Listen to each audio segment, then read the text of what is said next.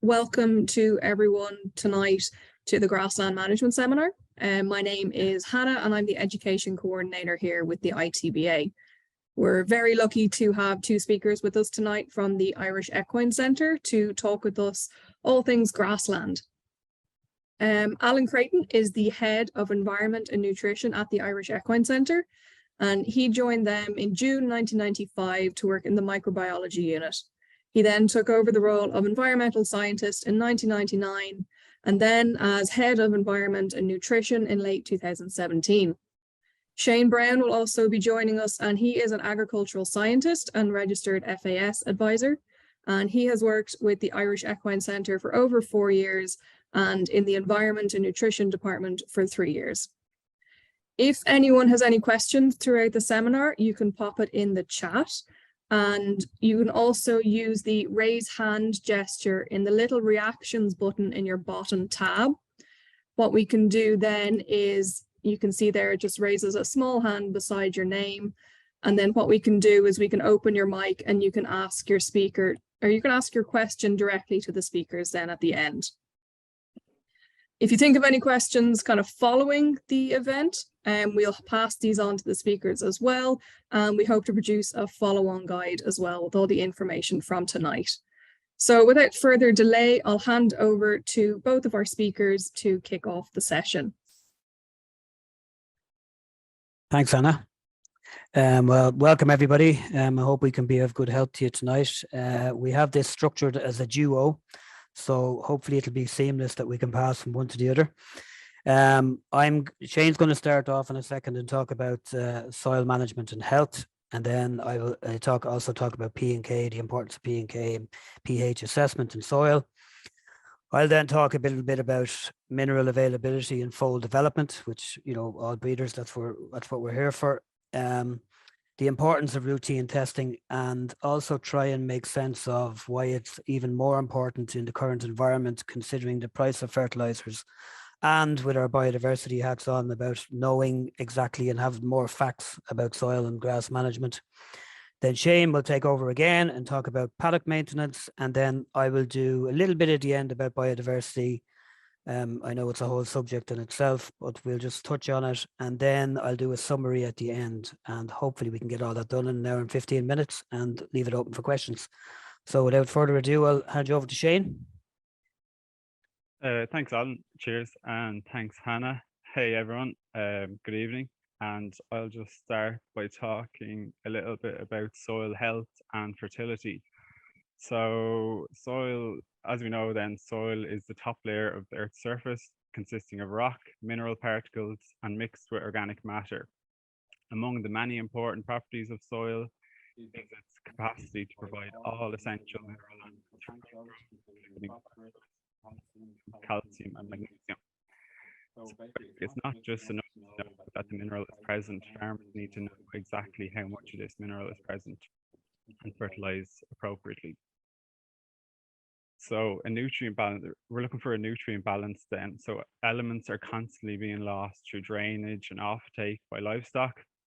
And the main aim is to bring the soil to a basic level of nutrient balance and then maintain this balance by replacing the annual offtake.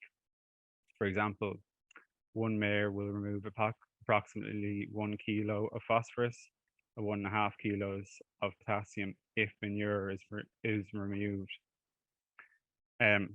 So the law of the minimum then, this refers to the fact that plant growth is limited by the element in least supply. In other words, you're as strong as your weakest link, meaning an excess of supply of one element cannot compensate for the lack of another. When there is a deficiency in your soil, it must be corrected by applying the right amounts of the right element. Basically, you can spread all the 10-10-20 you want, but if there's a deficiency in your soil of another element, well then that fertilizer won't be used as efficiently as possible. In order to determine this, then if there is a deficiency, a soil test is essential. So soil sampling then, service that we offer. So soils, the chemical composition of soil can vary greatly in a field. The basis of good soil analysis is all based on taking a representative sample. So we use a soil sampler to take a core of 10 centimeters in depth with many cores included in a single sample.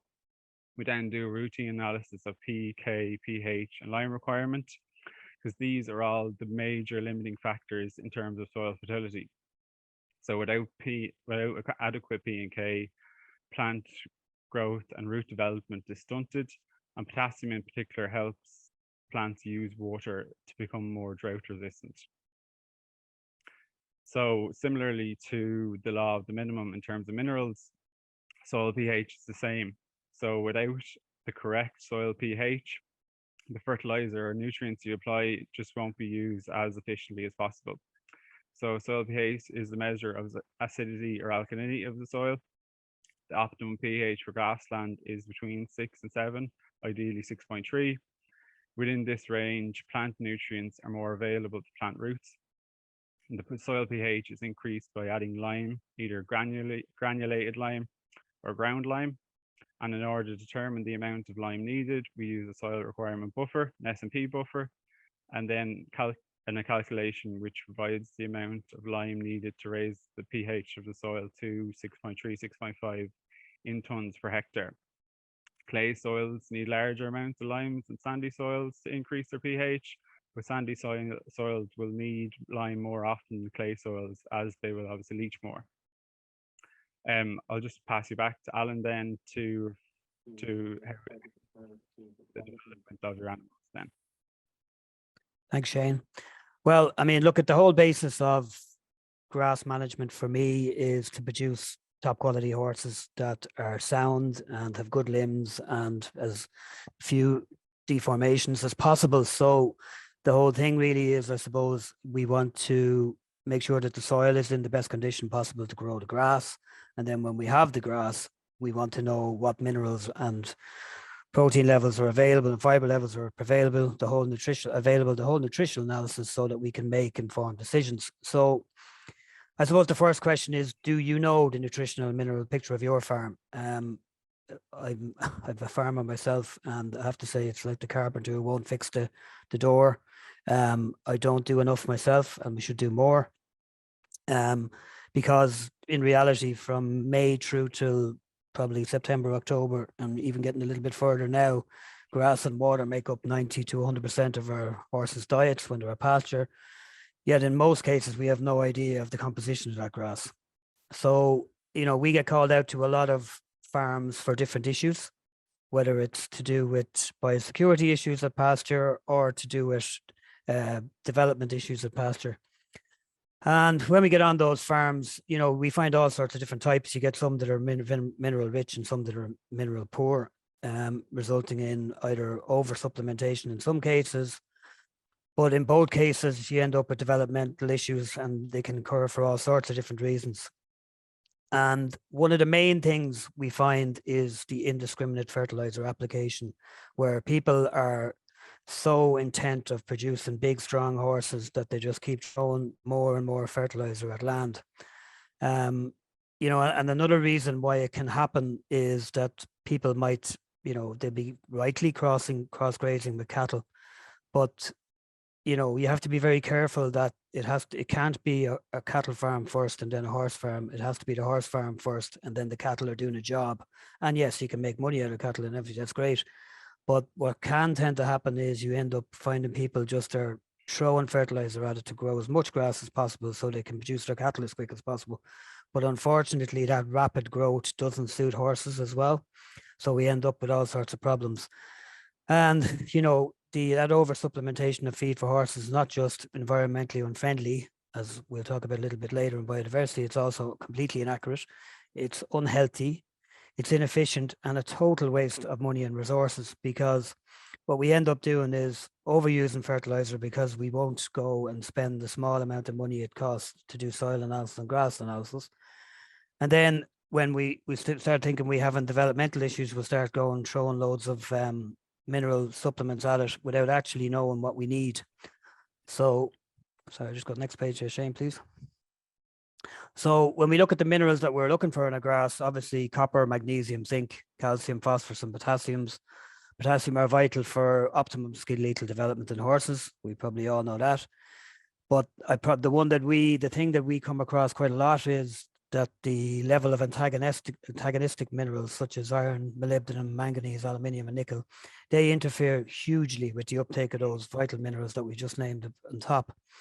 And that fluctuation happens quite a lot during the year, and definitely probably the thing that I would say has the most effect on it is compaction, and then far too much indiscriminate fertilization to try and account for the compaction. So we have compaction and poached soil, and then we decide, God, we need grass quickly for our horses, and we throw loads and loads of fertilizer at it. And then when you keep doing that, it drives the pH down, and then all of a sudden we start increasing the amount of antagonistic metals that are available, and that limits the amount of good minerals available. So the main reasons why they happen, well, all that whole thing happened, obviously the big problem particularly in smaller farms, it's overstocking. It happens very easily, where you have just too many horses and too small a land mass. Again, as I said, when you just indiscriminate fertilize, well, then your soil pH goes down. So the pH soil is obviously really important for that mineral uptake. Extremes of weather, again, it all linked. When you have compaction and poached soil, and then you get the heavy rainfall that we've been experiencing over the last couple of summers, well, that just causes further compaction. You get anaerobic conditions in the soil, and grass finds it very difficult to grow. So the environmental conditions have a huge impact, and then the fertilizer use, and they all have a huge influence on the availability of both the wanted minerals that are there, or you're hoping that are there, and the unwanted minerals and metals in your grass. So in order to optimize the health of your horses, we need to optimize the health of your grass. And that's only done by determining what your soil requires first. And then once you have the grass growing, well, then you need to know what minerals are available. So once you have provided the targeted fertilization to soil, it is important to know what levels of good and bad minerals and metals are now in your pasture for your horses, we just said. And this can only be done by gathering information, by seasonal analysis of your grass, and getting to know your farm. And that's really important. You know, the levels of antagonistic minerals will go up and down depending on the season, and so will the important minerals. So you need to know what time of the year, under what certain conditions does your farm have limited minerals, and then what time of the year does it have an abundance of minerals. Because as we've said already, a lack of minerals will cause a lot of problems, but an abundance and then over supplementation of minerals can also provide lots of problems. So if your grass is still mineral poor, optimization of your soil and your grass analysis, you will need to supplement your horses through additional feed or mineral supplementation, as we just said. But if your grass is mineral rich, an additional supplementation may not be required at all. And that comes back to the whole finance of the situation.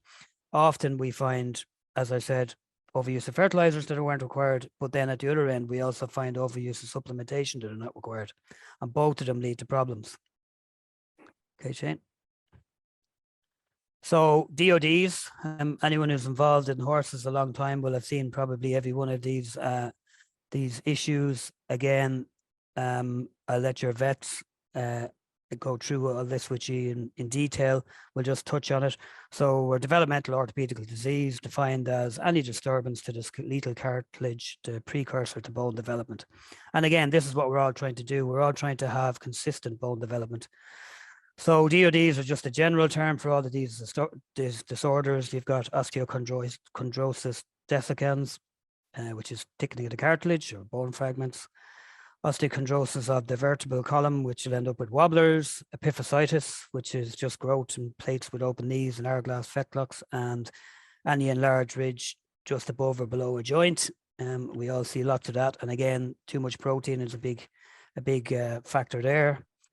Flexural deformities, which can be present at birth, are acquired, like buck knees, contracted tendons, club feet, knuckling over. We've all seen them over the years.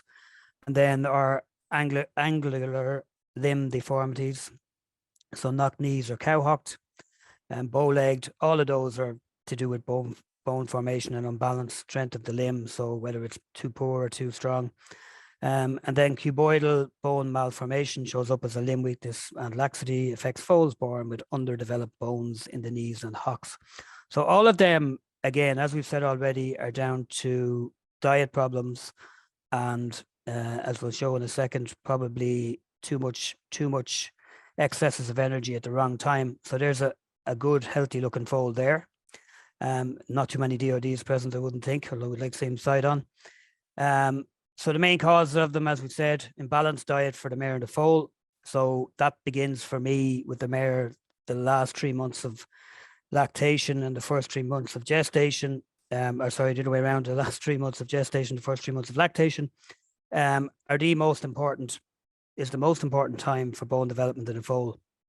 So if you have an imbalanced diet for the mare where she's getting far too much excesses of energy, you end up with all sorts of issues when the foal is born. And then they go out in too strong a grass, and you have imbalance of minerals, and we end up with issues. And then if you throw in your compounded soil, where you've got too much compaction and you get a really dry summer, and all of a sudden you get ballerina foals where they go up on their toes. And then that imbalanced diet leaves you with all bets off. So anything can happen. Those joints could go anywhere from there. So as a former show jumper and man who's involved in performance horses all my life of all kinds, you know, an important analogy is you don't just exercise a horse once and then say whatever happened on that day, well, that's that horse. That's what we're going to make a decision on that. Well, it's the exact same thing with environmental analysis. You have to constantly gather factual information about your farm over time in order to get a complete picture of your farm. So soil analysis profile and of pasture land should be carried out at least once every 2 years, and grass analysis at least once a year during the growing season. But to get a profile of your farm, you probably need to do it a number of times in the first couple of years. The other thing to remember is, as we said already, about water being so important, that the mineral content of well water for drinking can fluctuate so greatly and should be analysed at least once a year. We do a lot of water analysis here, both for racing yards, competition yards, and for stud farms. And there is no doubt that over the last 3 or 4 years, because of the level of rain that falls so quickly during the summer, and then the amount of dry spells we've got over the last number of summers, that the fluctuation in both mineral and bacterial content in water has dramatically changed compared to the 4 or 5 years before that. So it's very important to keep a good eye on what water you're producing. And then when you gather all the facts, both you and your vet and your agronomist, or us if we're involved, we can all make informed decisions about what's good for your horses. So I'm going to pass it back over to Shane now for some talk on paddock maintenance. Thanks, Alan. Yeah, so paddock maintenance then, I suppose, paddock maintenance is the foundation of the health of your animal and the environment. So as it's now springtime, taking the time now to plan and prepare your grassland management in order to be the best position possible for summer grazing, and ensure the grazing grass makes up to 90% of the horse's diet for as many months of the year as possible, which is most benefit to horse and owner. Horse stick paddocks, compaction, poaching must be avoided at all costs. Best practice can be to strip or rotationally graze paddocks. So after rotating the group, the paddock can then be chain harrowed, spreading the dung and reducing the effect of any poaching. This will also reduce the worm burden and naturally fertilize the soil, so increasing organic matter, and then in turn increasing earthworm activities, which is also really important. This increases aeration and therefore drainage. So strip grazing then will allow for grass regrowth and break parasite cycles. It will also encourage more even grazing. Each strip could get a break from the horse's grazing for a certain period, and ensures your horses always have access to adequate grazing. This also works well if you have an abundance of grass and you just want to stop your horse from overeating. It's also very important to, when strip grazing, to back fence the group, keeping them off the previously grazed area, and allow that to recover then. So recent rainfall followed by sunshine is probably the best time to harrow and roll your paddocks, just because the soil is workable, but it's really important not to avoid further compaction then. And then the coming weeks will also be the best time for growth and repair as soil temperatures increase and daylight increases. Maintaining grass cover on your entire paddock is really, really important in terms of protecting the environment and the health of your horse. Poached areas of land can lead to a host of problems, because it can be a natural haven for soil-borne pathogenic organisms, not to mention the negative impact caused by runoff, groundwater contamination. And this then, so you can avoid this by harrowing the affected area, preparing the seedbed, spread an equine specific seed mixture, then roll to consolidate the seedbed. This area should then be fenced for at least a month to allow establishment of the seedlings. A first grazing of sheep can be beneficial just to promote tillering with mineral soil disturbance and mineral poaching again. So obviously now is a really good time to plan for the grazing season ahead. So are you going to be cutting hay or haylage? If so, establish a closing date, planned cutting date, and sort of finding a balance between yields, protein content, dry matter, the DMD, and of course the weather. So the longer you go into the season, the higher the yield, but the lower the protein content and DMD. And then will you be mixed grazing? Cleaning off with sheep or cattle can break the parasite cycle and remove grass and weeds the horses won't eat. And also following with a topper is another option, which is also a really good way of cleaning off paddocks and promoting tillering and further regrowth. So then if you are producing hay, or coming back to mineral analysis, I guess, if you are producing hay or haylage, then say, although there may be, you may apply adequate amounts of nitrogen, potassium, phosphorus through your conventional fertilizer, similarly to the law of minimum again, if there is a sulfur deficiency in your grass crop, then this can lead to a drop in quality and quantity of that forage produced. As a result, including a sulfur fertilizer blend can be essential. So this will increase the dry matter content of the hay or haylage, which can mean it is then produced in a shorter time frame, which is beneficial to everyone. And lowering the rate of nitrogen applied can also reduce wilting time. This reduces the time pressure due to unfavorable weather. And again, keeping in mind that you always keeping the hay under 5%, 15% moisture to reduce the chances of any molding occurring, which is so important.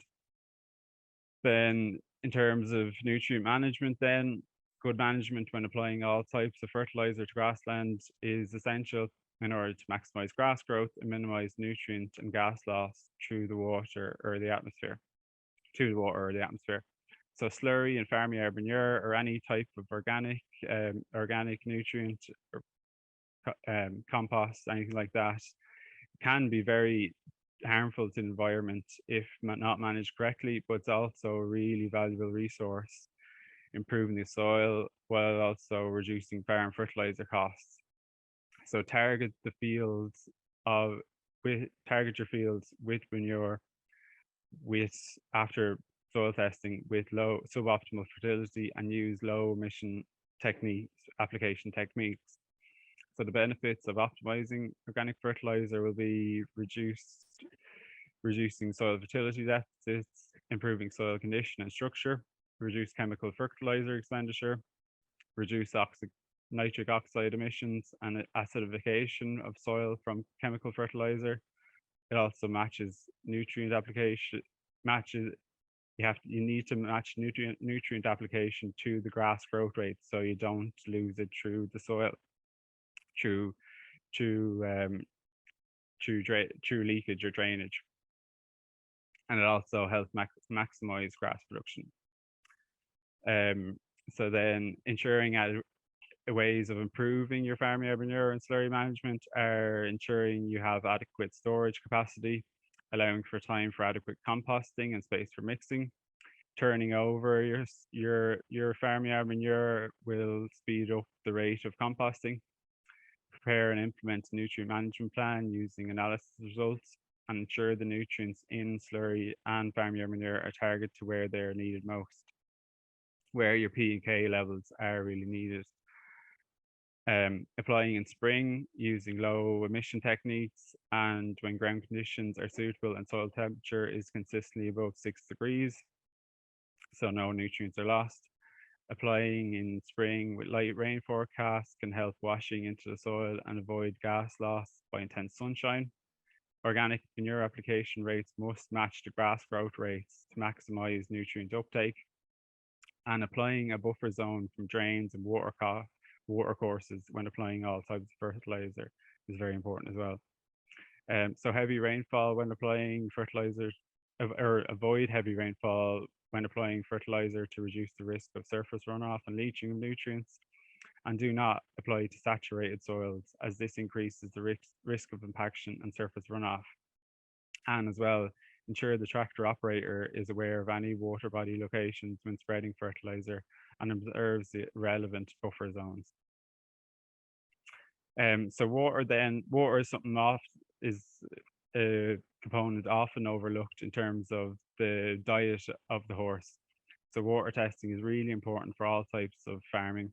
Clean, non-contaminated water is just as essential for animals as it is for humans. Horses can drink up to 25 to 50 litres of water per day, and well water should be tested at least once a year. It is also important to test at different times of the year, since factors such as heavy rainfall and surrounding agriculture can affect these results and cause fluctuations. Regular testing is essential to determine if any treatment is necessary. Regularly clean out all water troughs and check that they are working correctly.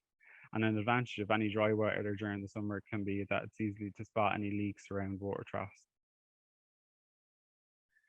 So protecting the water quality then.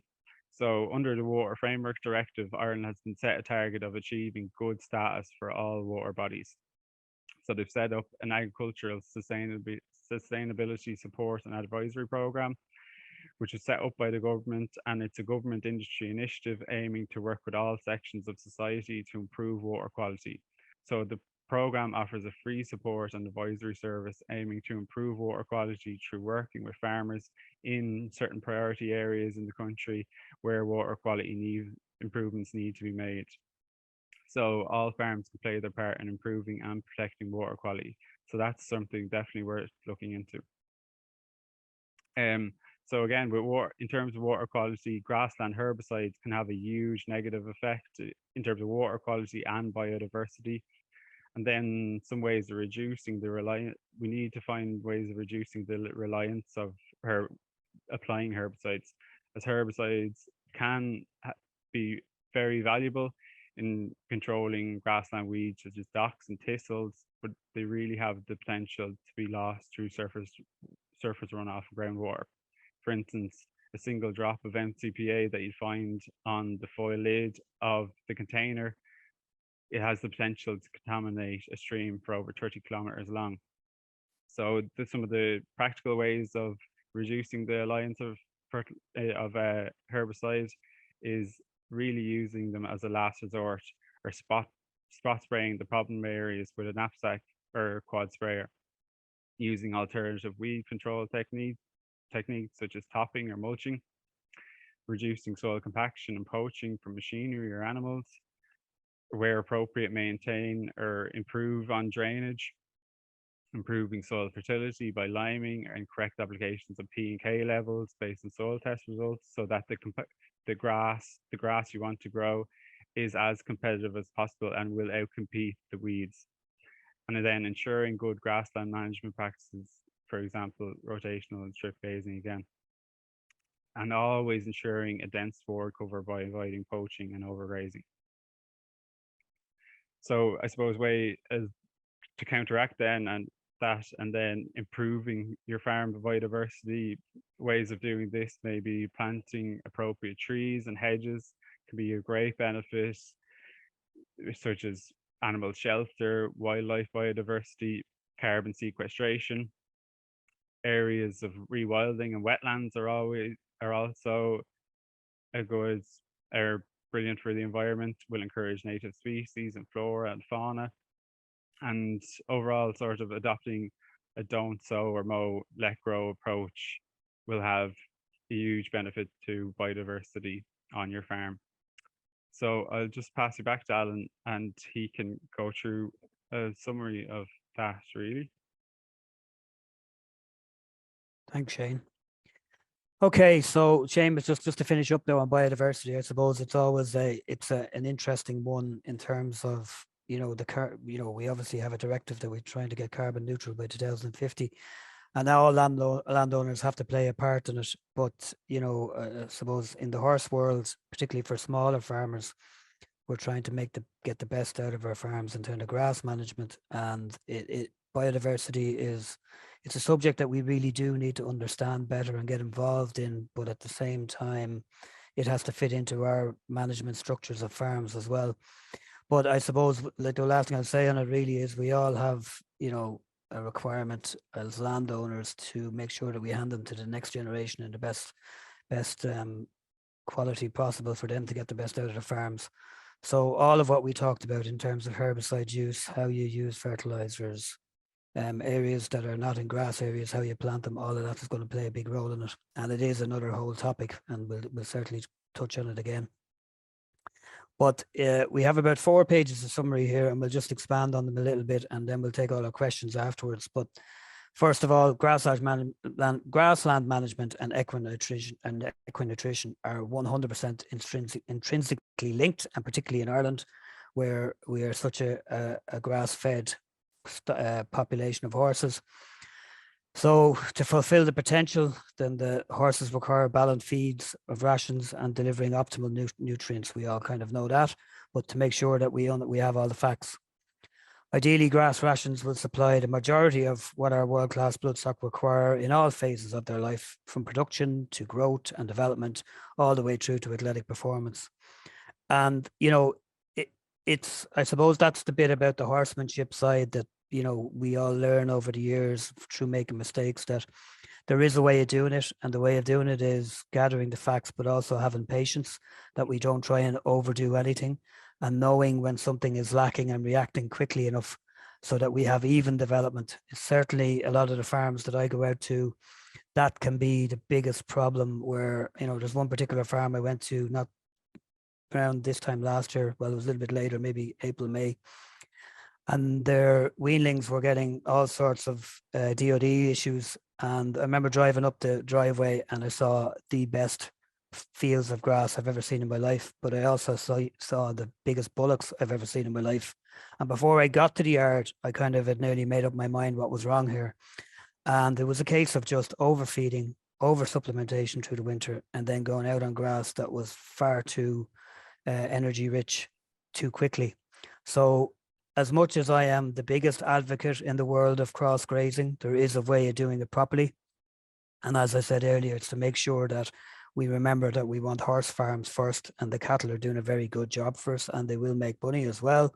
But the real thing we're looking for is to make sure the horses are produced at an even pace. So combining soil health and specific analysis can give your horse the best chance of reaching every potential. So again, horsemanship, good land management, using analysis to your benefit. It's really important. The biggest farms in this country are, you know, obviously they have the resources at it, but they have just everything that they do done on the back of good analysis, not overstocking, getting the best out of their land. As I said earlier, grass analysis is the best indicator of nutrient values. There's no point guessing. Get it tested and see what's available. And then if there's different parts of the country that are different, have different levels of nutrients available, and some will be high in one and some lower in another, and you may need to supplement. But if you don't supplement, if you don't get the facts, you're only guessing. Remembering nutrients in the grass directly relate to the health of the soil, as Shane alluded to earlier on. Soil management is so important in terms of not letting land get too poached over the winters, getting horses off it quick enough, so that you can get it going quicker in the early spring. So the key to optimal nutrition is to have optimal soil fertility. Aeration and temperature are the secrets to growth. So if we have compacted soil and you get really hot weather, well, your grass still isn't going to grow because you've got anaerobic conditions down there and your soil microbiology won't be good. When you aerate the soil, all of a sudden when the air gets down there, you get microbial activity and the grass will start to grow. Compaction is the big enemy. Appropriate lime P&K application and the encouragement of soil microbial and earthworm activity will go a long way to achieving optimal results. Those earthworms are doing the natural job of aerating the soil and preventing compaction, so we need to try and encourage it. And then careful analysis to monitor the nutritional value of the grass, but also help to reduce the input of artificial fertilizers. Again, there's so many reasons why we want to use the right amount of fertilizer and not overdo it, whether it's biodiversity issues, whether it's cost issues, and whether it's we're trying to make low pH soil. We need to know what's going on in terms of what fertilizers we actually require. Your farm should supply enough grass to support your stocking rate. I mean, that is a serious problem that we always come into I come across every year, where whether it's through a biosecurity issue or through a developmental issue, where you walk onto a farm and you see 30 mares and they've only got 50 acres. Well, you just know that one, the biosecurity risk goes an awful lot higher very quickly. And number two, you know that they're going to have to drive that soil and grass growth as much as they can to make sure they have enough grass. But that leads to its own problems as well, because obviously your pH becomes limited. Then all of a sudden the antagonistic minerals become too active and they prevent a good mineral uptake. And then all of a sudden you start seeing foals or yearlings with poor coats, scraggly manes. And in a lot of those cases, when we go and analyze the grass, they're extremely high in aluminium and iron, and that obviously causes all sorts of enteric issues as well. So overstocking is also a big enemy. We're looking to try and grow healthy varieties of grass to be as strong and as competitive as possible, but also keeping weeds at bay and keeping the spraying of chemicals to a minimum. Again, cross grazing is the best way of doing that. Spot spraying, and then both of those are very beneficial in terms of biodiversity. The right environment for grass is really important. We want to eliminate the environmental factors which may impact negatively and have huge benefits. See, again, if we end up with lots of poached soil over the winter time, it might, and you get heavy rainfall in May and early June, and that grass hasn't got its start, you could be into July before your grass grows properly. So again, if we want to use the environmental factors to our benefit, we need to make sure we leave the soil in the right place over the winter. By managing grassland in such a way, we can reduce carbon footprint and operate as an industry as close to carbon neutral as possible. It is very achievable for the horse industry, there's no doubt about it. Keeping stocking rate right and all organic manures on the farm will allow for reduced costs and improved soil. You might have seen earlier on the slide, in a slide, that we did say not equine manure. The only reason we would say that is because of for bacterial and viral issues, that it's not always the best idea to throw manure back out. If you have a proper composting strategy, yes, it'll certainly work. It is working on some of the biggest farms in the country, but you need to have that strategy and do it properly. If you only half do it, you are obviously running the risk of spreading bacterial pathogens, viral pathogens, and of course, parasites. So overseeding after winter, really important, involves the direct drilling of seed into the ground to invigorate the grass for renewed growth. Late heading diploid perennial grass complements the existing swards and establishes quickly and has good tillage properties. Okay, Shane. So as we said earlier, and we are a diagnostic laboratory, and this is why we are having this talk, I suppose, is to show everybody that we're here to help. The analysis is the key. I'm sure everybody read a brilliant article a couple of weeks ago from John Corbett from Coolmore. He made the very point. Gather the facts. We have to stop guessing, right? So certain nutrients, as we said, will be toxic when they're over supplemented and can be a problem. And good instances are in Ireland, you can have high selenium in some areas, you can have high molybdenum in other areas, you can have iron in other areas. And so therefore, if you supplement any of those on top of that, you can lead to huge problems. So close analysis of your soil, know what your soil needs, and make sure that the samples are taken properly. That'll counteract any of these imbalances. Make sure your antagonist with safe thresholds, so important. Again, pH plays a huge role in that, and knowing which parts of your land are going to have antagonistic nutrients at a certain time of the year, regardless of pH, is really, really important too. So that's the best, as I said earlier, know what your farm is capable of doing. Monitor your drinking water for issues such as E. coli, high fluoride, high iron, and high aluminium. I see a question there in the chat about a high iron water sample. High iron causes all sorts of enteric issues with horses, whether it's performance horses or mares and foals. If you have a simple way to check whether you have high iron is just, if you're in, particularly in an older farm, if you look underneath where an outside tap may be, if you see a red streak down the wall, you can be pretty damn sure that's a high iron area. There is a very simple filter you can install to get rid of it. But if you want to get the best out of your nutrients that you supply to your animal, whether it's through grass or feed, you need to avoid high iron in water, and the same with aluminium. Be aware of seasonal fluctuations in nutrient levels. Again, know what your grass is like in March, April versus June, July versus September, October. And then keep records of all those results and monitor results, and you can see increases in optimal levels and reduction in negative issues, right? So you can nearly predict stuff. If you know what your land is going to do under certain conditions, well, then you can react quicker when the following year, if it ever happens again, or a couple of years down the line. So keeping results are very important. Okay, Shane. Next slide, please.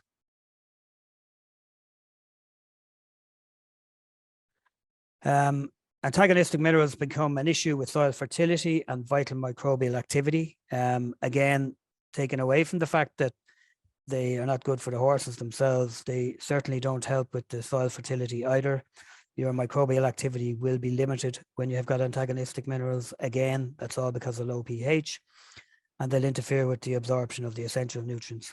Knowing the nutrient value of your grass throughout the year and requirements of your horse at all stages can lead to the fulfillment of true genetic potential for your horses, which is what we're all trying to do. We're all trying to increase our genetic potential, but also make sure that we'll fulfill it. Analysis provides facts, and facts are the best tool with which to create a balanced ration and to optimize every stage of grassland management for optimal results, both in stock and in the environment.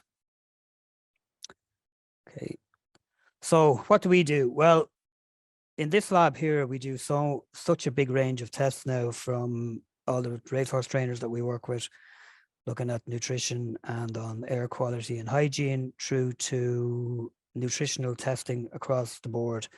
I know you've heard me say this lots of times now, but we promote preventive measures across all aspects of horse management. So it's no different with grassland management, as in the long run, it is usually financially prudent to prevent problems rather than always reacting.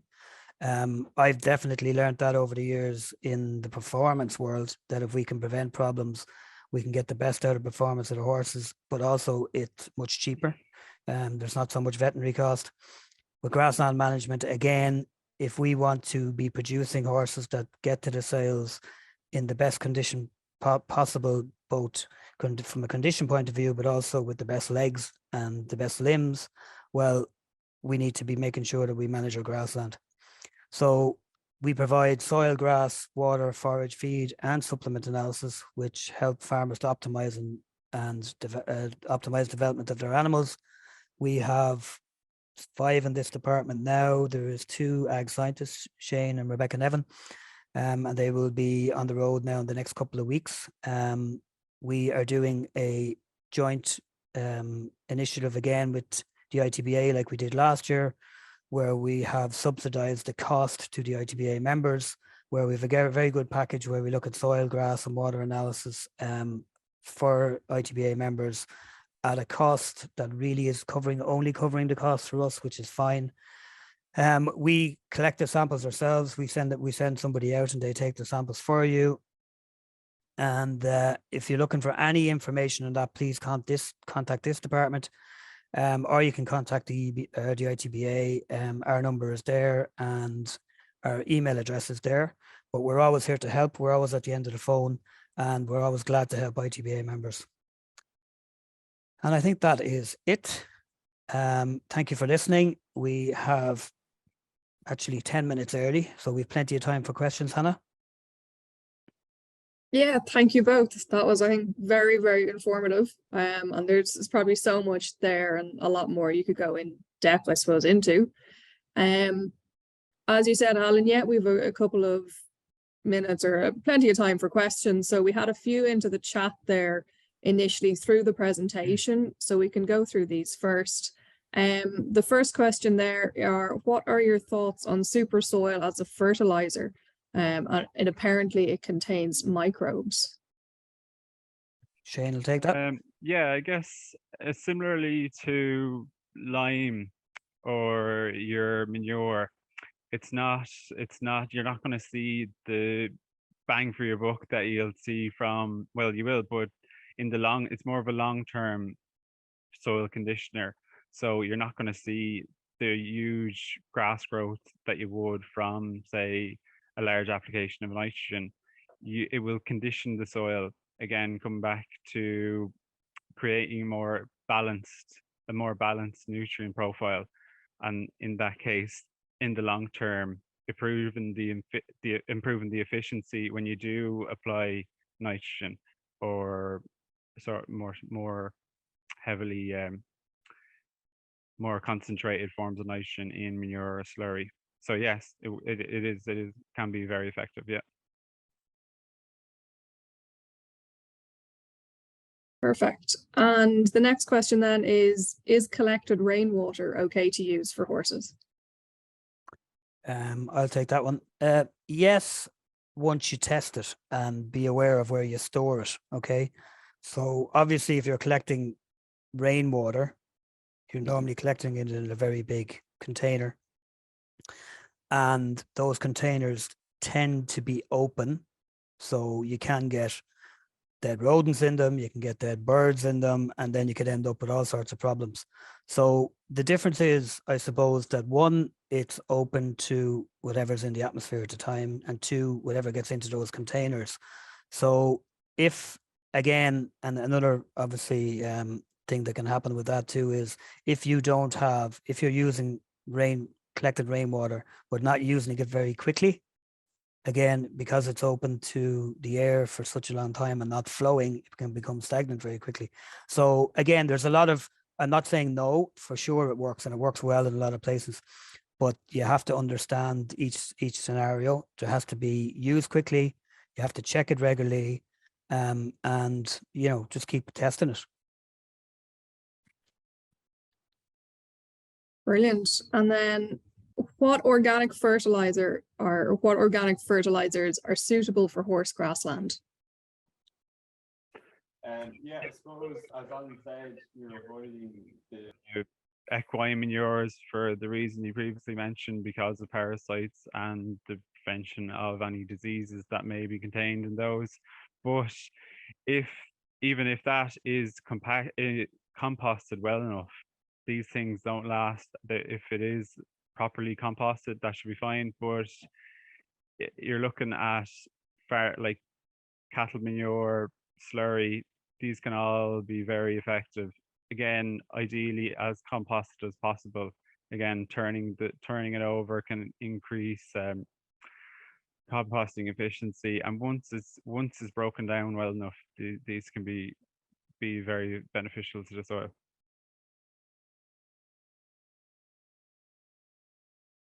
Super. I think we kind of answered the water treatment and the iron and the magnesium in it. Another question here is, how often do you recommend to make a soil analysis? For me, definitely it depends. If you buy a new farm, if you're lucky to buy a new farm, right?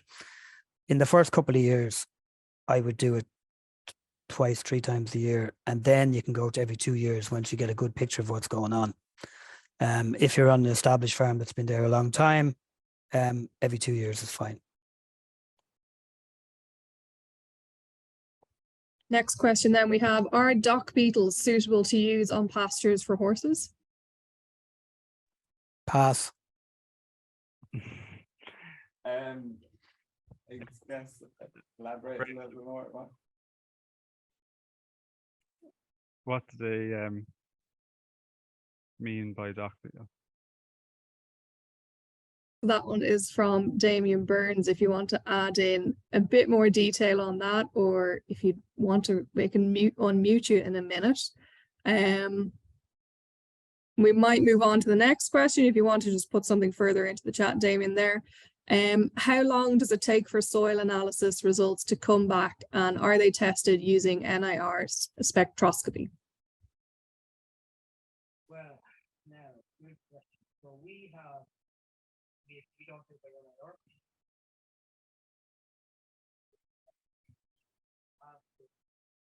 You might just unmute yourself, Alan, I think.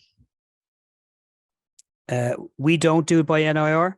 I'm not saying it can't be done by NIR, but we have put in a new X-ray machine here that Chagas have also put in, and we are at the minute we're trying to develop that method, because if we can get that developed for soil, we have it grass already, but if we can get it developed for soil, we'll be able to give extremely rapid results, like in the same day. But at the minute, they're still being done by traditional methods, which take 7 to 8 days. Super. Damien, I've just asked to unmute your mic there. You might be able to click a button then and ask your question when you're ready. Sure. Can you hear me now? Yeah. Yeah. Hi. Sorry. Yeah. I've just read a few articles and saw something on TV about those dock beetles, which basically you add them.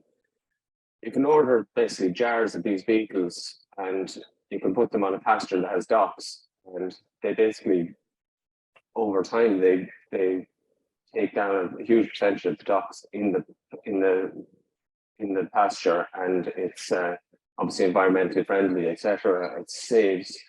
Whereas, like, if you spray docks, they can come back and they can keep coming back, and obviously you're talking about being environmentally friendly, etc. These things are, it's quite a new thing, but the results seem to be very positive, and I was just wondering if it's obviously, I wouldn't think they're doing too much for equine, but would there be any harm? That's really what I was asking.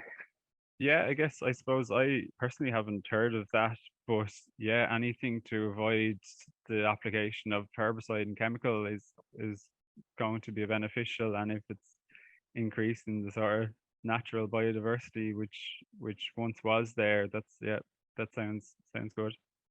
Yeah, they're being produced in Mayo, definitely. Yeah, as long as I know that for a fact, and native you can fauna.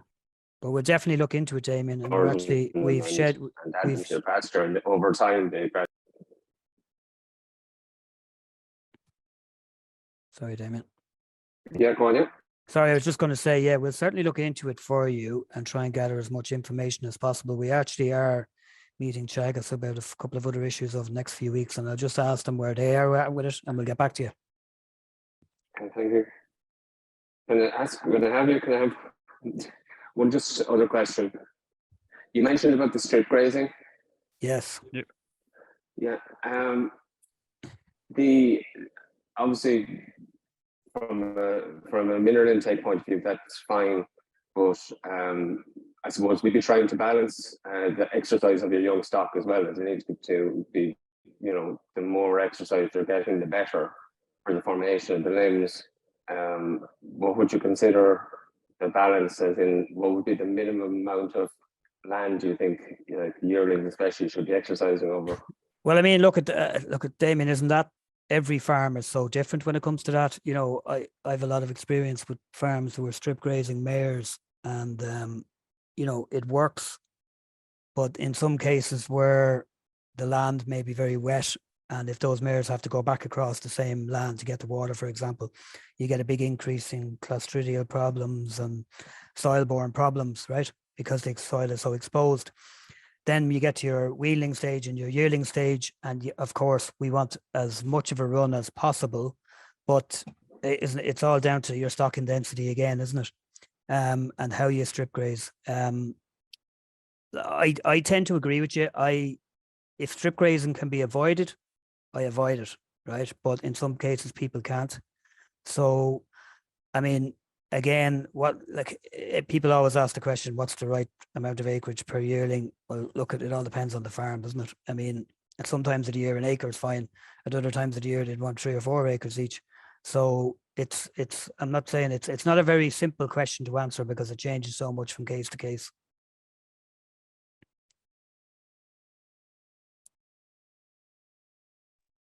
Thanks, Alan. We have another question here. Does the Irish Equine Centre analyse compost samples for farmers? We do. The microbiology unit will do all of the microbial stuff, and we will be doing more and more compost samples from a mineral point of view. We also do, obviously, we do fungal analysis on it, and the virology unit actually can check it for rota as well. So it is something, you know, I know I spoke about it before in a biodiversity talk about, I am a fan of composting in time, but the bigger farms are doing it properly. It's an extremely valuable resource when it's done properly, but it's also an extremely dangerous resource if it's not done properly. So yes, if you're a smaller farm that doesn't have a lot of experience with compost, and say you have a history of Rhodococcus equi on the farm, or you have a big parasite problem on your farm, obviously in those cases, you want that compost to break down as much as possible. You need to keep turning it over. You need, you know, it has to be lots of microbial activity to make sure that it heats up and gets up to a really high temperature to make sure that those organisms that we don't want to be there are killed off. So the best way of doing that is, you know, once you've created your compost, to take a representative sample, and we can check it for Rhodococcus, we can check it for Rota, and we can also, if you need to check nutritional quality, we can as well.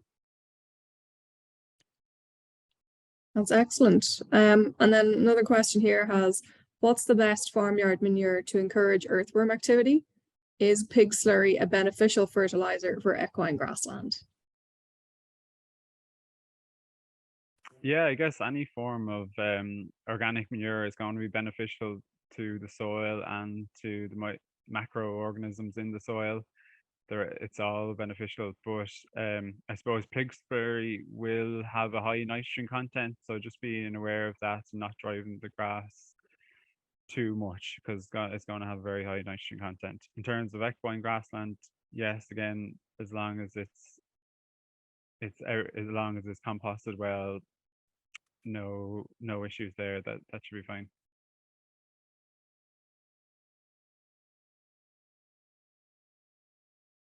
Perfect. And we've plenty more questions coming in, so I'm just going to scroll down again. What is your opinion on liquid seaweed as a fertilizer? Yeah, again, similar to the previous question, it's going to be more a balanced form of nutrition. So again, it's not going to drive grass growth too much, but provide more balanced nutrition and improve the condition of the soil in terms of when you do apply nutrients, in terms of more nitrogen, that will be used more effectively. And what are your views on Sobac as a soil conditioner? Yeah, similar to the last question, it's going to improve the condition of the soil, making the most of further possibly chemical fertilizer applications. Okay, if one is reseeding tillage land for permanent equine pasture, what's the best grass mix to use? And is there anything important to do when preparing to sow, or any other kind of big practices throughout the year? Yeah, so I guess we have prepared, like this is a question we've been asked previously, and we have a sort of mixture prepared that we would suggest. So you're looking at approximately 60% perennial ryegrass, 25% smooth stalked meadowgrass, 14 to 12% timothy, and then 1% mixed herbs. So this will be almost like I know legumes such as clover can help fix nitrogen in the soil, but that can lead to other issues in terms of horses. But that's the sort of mixture that we've previously recommended. And then in terms of reseeding, I suppose preparing a seedbed the best way you can, and then rolling as well as possible to consolidate that seedbed and have good soil seed connection is essential as well. Probably going to be a much bigger question that we could go into in a lot of detail, but could you give a brief guideline on good mixed grazing practice at different times of the year? Very good question. Well, for me, the perfect balance is obviously horses, cattle, and sheep together, right? And the horse being at the top of the food chain, excuse the word food chain, but at the top, the most important. So if you had plenty of land, you know, your stocking density was low. Obviously, when your big flush of grass comes, cattle go out first, take the strength out of it. Then your horses go in afterwards, and stay there for whatever length of time until the grass becomes limited, and then you move the cattle on. You've moved the cattle on already. The horses can follow them, and then the sheep follow the horses, and keep that going all the way up till October, because they will all do a different job that help each other. But also remembering at all times that it is the horses that are most important and the reason we're doing it.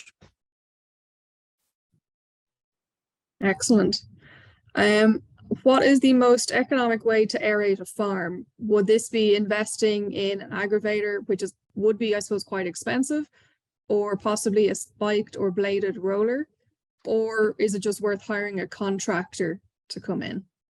Look, I've seen some of the best aerators anywhere in some farms in Ireland, and they're amazing tools by what they can do with one drive through a field. In the normal world, I suppose that most of us live in, a ring roller is definitely the best, most economical way of doing it. And then every couple of years, get a contractor to come in and do a big proper aeration. And then moving on to a bit more kind of grass side, with tall fescue toxicity, or as it is such a toxicity and such a risk to pregnant mares, should it be removed from a seed mix, or is the toxicity less apparent in Ireland compared to other countries?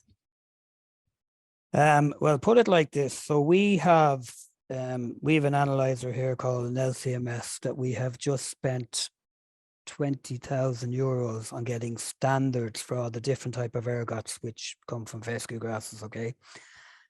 Because every couple of years we get an outbreak due to environmental conditions in that particular year, and you may have had fescue in your pasture, right? And we obviously never ever cover the price of the standards that we use to make sure we have that service available to the ITBA, right? So we're certainly not going to recommend people to put fescue in their pasture, because we see the other side of it. Now, is it rare? It's not very common, but it happens. So I just wouldn't. I would never recommend fescues in grass for horses. And then what are your thoughts on dealing with moss in paddocks, possibly in a natural way? Drainage. Yeah, I think, well, lime or moss is often a sign of acidic soil. So checking what pH your soil is, and then applying lime as appropriate there with lime again is completely natural ground limestone or granulated or ground, and that should be effective there.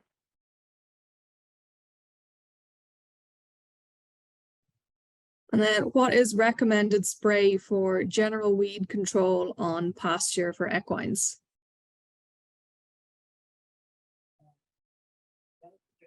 Might just mute yourself, Alan, quickly, sorry.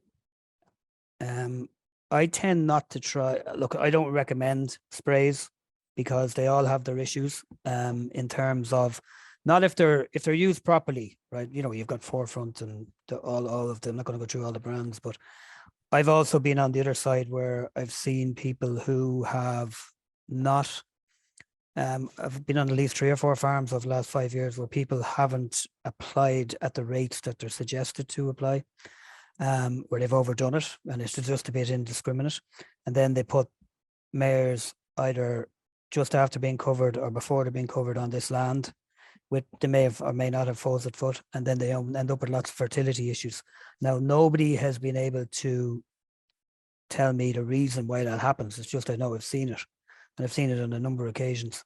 So I don't get into recommending which one to use, because we're not the ones that's going to use it. So spot spraying is the only one that I would recommend. I'm not saying like I'd spray myself when I have to, but I don't like recommending if any different types of spray, but I do recommend spot spraying. It's something you probably have to be a bit more careful with than just going at it every year. Yeah, exactly. And then another one we have is putting your horse bedding under cattle for the winter season long enough for good compost. Yeah, I mean, a lot of farms do that, and I see no problem with it, because it ends up as kind of deep litter bedding basically, and there is an awful lot of heat and there's a lot of moisture and there's a lot of fermentation takes place. So it's certainly much safer than just going straight with your horse manure.